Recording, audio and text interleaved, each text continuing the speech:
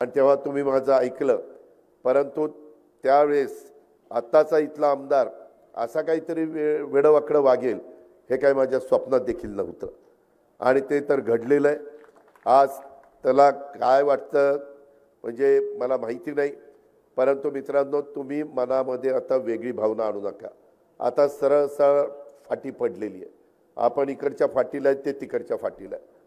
त्याच्यामुळं काही जण म्हणतात आयला ही कधीतरी एकत्र येतील का रे, ही ह्या ह्यांनीच आमचं निम्मगार होतंय सारखं. आणि मग हळूच दबकत मला म्हणतं, दादा दादा काही होईल का पुढं, काहीतरी होईल. म्हणजे अजूनही लोकांच्या मनामध्ये तशा प्रकारची शंका आहे. मित्रांनो, मी आपल्याला स्पष्ट सांगतो, ह्या सगळ्याच्या बाबतीमध्ये मागं मीच तुमच्याकडं डॉक्टर अमोल कोल्हेंना मतदान करा अशा प्रकारची विनंती करायला यायचो. मी त्यांना दुसऱ्या पक्षातनं घेऊन माझ्या घरी नेऊन पक्षाचा प्रवेश देऊन तिकीट देऊन मी दिलीपराव वळसे पाटलांनी जबाबदारी, दिलीपरावांच्यावर मी जुन्नर खेड आंबेगावची जबाबदारी टाकली होती. माझ्यावर मी भोसरी, शिरूर आणि हडपसर ह्या 3ची जबाबदारी घेतलेली होती. आणि त्या प्रकारे आपण ते सीट निवडून आणलं. निवडून आणल्यानंतर मलाही वाटलं वक्तृत्व चांगलं आहे, दिसायला राजबिंड आहे, त्याच्यामध्ये चांगल्या पद्धतीनं काम करतील. परंतु मित्रांनो, नंतर 2-2.5 महिने 2च महिने झाले, 2 वर्ष झाली आणि नंतर ते मला म्हणायला लागले की दादा मला राजीनामा द्यायचा.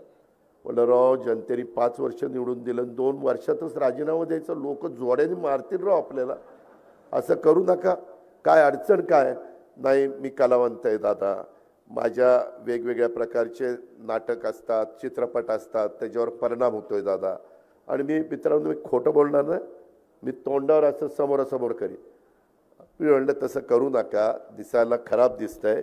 आता ते म्हणले मी सेलिब्रिटी आहे, ह्या लोकांना वाटतं रोज मी तिकडं मतदारसंघात यावं, कसं शक्य आहे, मला माझी मालिका असते, मग मला त्या ठिकाणी काम करावं लागतं, मग ते कोण बघणार.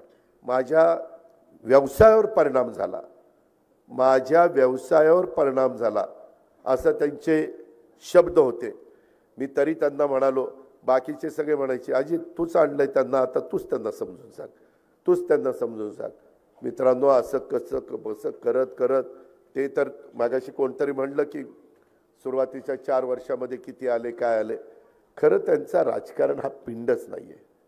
आम्ही राजकारणी लोक काय करतो, एखादा उमेदवार आम्हाला पराभूत करता येत नसेल तर मग सेलिब्रिटी काढायची. खोटं नाही सांगत. तुम्ही देशात बघा, आता काही ठिकाणी हेमा मालिनी उभे राहतात की नाही, निवडून येतात. काही ठिकाणी सनी देओल उभा राहतो, धर्मेंद्र उभा राहतो, गोविंदा उभा राहतो. काय ह्यांचा राजकारणाशी संबंध आहे. राजेश खन्ना, शत्रुघ्न सिन्हा, किती नावं देऊ. एवढे नटी पण उभे राहते, नट पण उभे राहतात. आणि का एकदा मला वाटतं अमिताभ बच्चनला पण उभं केलं होतं आणि निवडून आले होते. आणि मग नंतर म्हणले नाही राव, हे आपलं काम नाही, राजीनामा दिलं सोडून. मित्रांनो, शेवटी त्यांना त्या भागातली विकासाची कामं करायला आवड आहे का. थोडे दिवस आपल्याला पण नवीन माणूस आला, चांगला दिसायला विसायला पिळबिळ मिशावर मारला की काय दिसतंय राजबंडा घडी, आणि ते आपण देतो, बटणं दाबतो. त्याच्यात आमच्याही चुका आहेत. आम्ही काही अंतर्मनी नाहीये. एखादा जण आला आणि बघितला आणि चांगला वाटला तर वाटतं की बाबा हा निघेल चांगला, परंतु त्याच्या डोक्यामध्ये काय चाललेलं आहे हे काय आम्हाला कळायला मार्ग नाही ना. तसं आपलं झालंय. आता पुन्हा मध्ये मी शिवजयंतीला मला भेटले 19 तारखेला. म्हटलं का हो डॉक्टर, मागं तर म्हणायचं राजीनामा द्यायचा ना, आता परत दंड ठोपटले. नाही म्हणले दादा, जरा वाटायला लागलं, परत उभं राहू. अरे असं कसं चालेल. आपले प्रश्न सुटले पाहिजे. मित्रांनो, इतके महत्त्वाचे प्रश्न सध्या आपल्या सगळ्यांच्या समोर आवासून आहेत.